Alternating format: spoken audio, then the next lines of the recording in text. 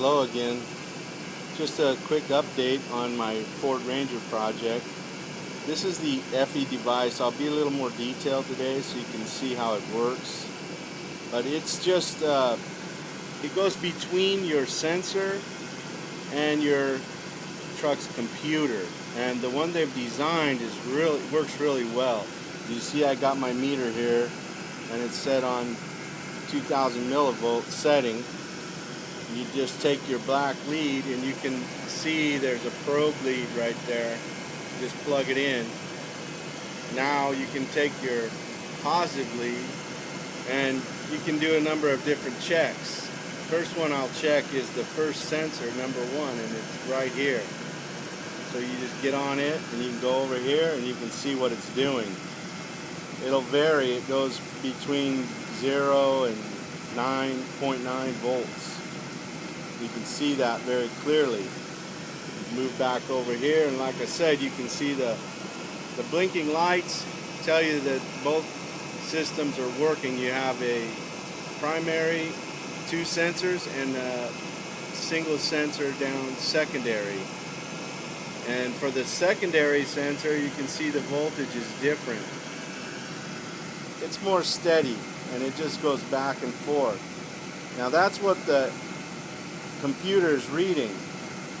And actually the way I adjust it is, if you go over here, now you can, this is for the front 2 digital sensors. You put it right in there's a plug for your lead, and now you can see what it's set at, 325 millivolts.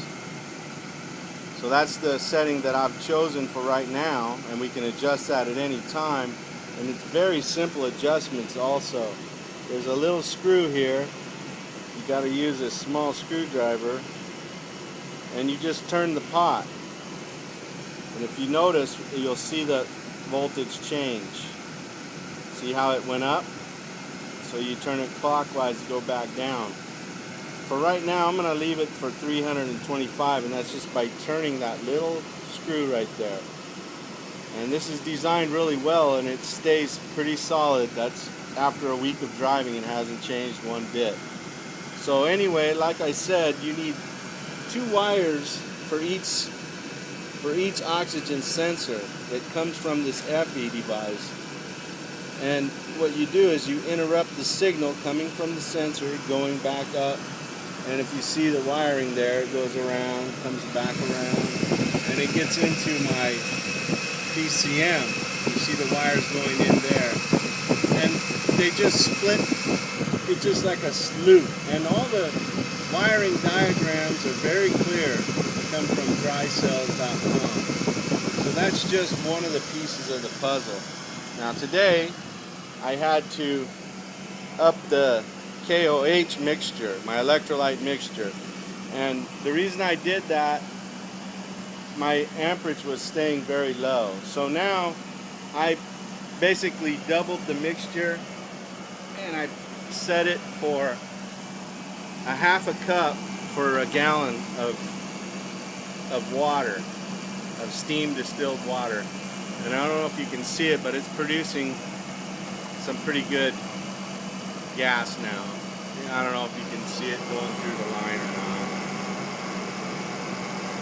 But the way you can tell is if you come over and you look at the PWM digital display, which I have on the floor at this time, and you can see the amperage is up.